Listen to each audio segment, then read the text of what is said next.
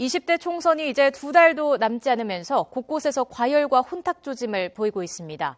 선거구 확정이 지연되고 정치권 재편 등 변수가 많기 때문인데 이에 따른 선거 범죄도 급증하면서 단속에 비상이 걸렸습니다. 이종원 기자가 보도합니다.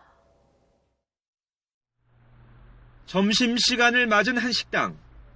기호와 이름이 커다랗게 적힌 빨간색 점퍼를 입은 남성이 문을 열자마자 허리를 굽혀 인사합니다. 4.13 총선 예비후보로 등록한 김모 씨로 선거구민 30여 명에게 음식 60만 원어치를 접대하다 카메라에 덜미가 잡혀 검찰에 고발됐습니다. 수도권에서 출사표를 던진 한 예비후보 측 자원봉사자는 현직인 여당 국회의원의 지지율을 앞서고 있다는 자료를 카카오톡 등에 퍼뜨렸다가 검찰에 고발됐습니다.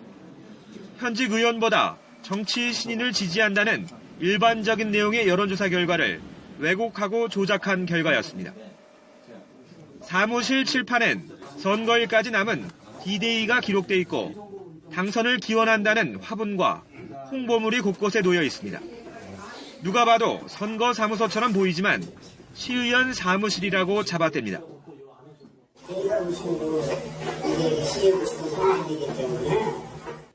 하지만 예비후보가 공식 선거사무소 외에 추가로 선거운동 사무실을 운영하는 것은 불법으로 이 예비후보 역시 검찰에 고발됐습니다.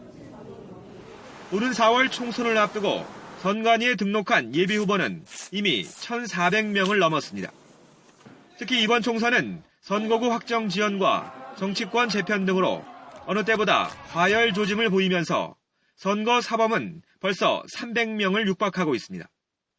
지난 총선 같은 시점과 비교하면 40% 가까이나 급증한 겁니다. 유형별로는 상대 측 후보를 비방하기 위한 흑색 선전이 28%를 차지해 가장 많았고 금품 선거도 20%에 육박해 여전히 큰 비중을 차지하고 있습니다. 상대가 누구든지 소속이 어디든지 불법과 반칙에 대해서는 조금도 망설임이 없이 단호하게 시설을 뿌려야 합니다. 앞서 검찰은 흑색 선전과 금품 선거, 여론 조작을 3대 중점 단속 대상 선거 범죄로 규정했습니다. 또 경찰은 조직폭력배의 선거 개입이나 사설 정보지를 통한 묻지마식 폭로 등을 적극적으로 차단하겠다고 선언했습니다. 선관위 역시 인터넷과 SNS를 통한 허위사실 유포 행위를 실시간으로 감시하는 전담팀까지 마련해 비상근무에 들어갔습니다.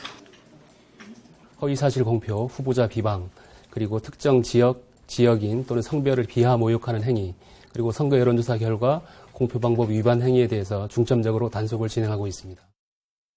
선거구도 확정되지 않아 본격적인 선거전이 시작되지도 않은 시점에 선거범죄가 급증하면서 검찰과 경찰, 선관위 모두 선거범죄에 대한 엄정한 처리를 강조하고 있습니다.